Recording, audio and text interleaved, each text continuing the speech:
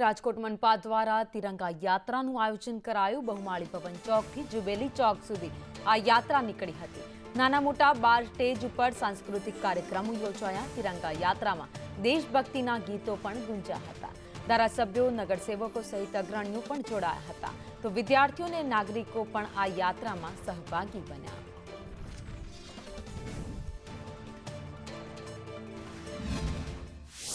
રાજકોટમાં તિરંગા યાત્રાનો પ્રારંભ થયો છે અને આપણી સાથે ગણમાન્ય લોકો છે।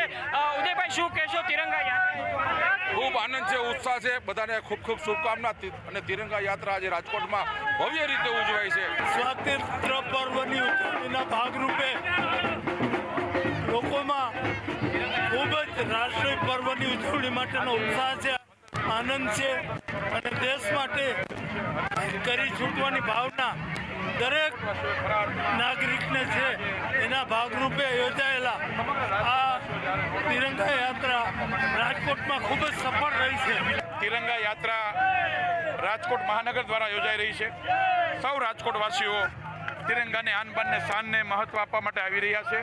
સૌને શુભકામના પાઠવું છું। આદરણીય મોદી સાહેબનું હર ઘર તિરંગા અભિયાન છે, એ ખરા અર્થમાં રાજકોટવાસીઓએ પોતાનું અભિયાન ગણીને તિરંગાનું સન્માન આપવા માટે આવી છે। કેમેરામેન વિપુલ બોરીચા સાથે મયુર સોની, સંદેશ રાજકોટ।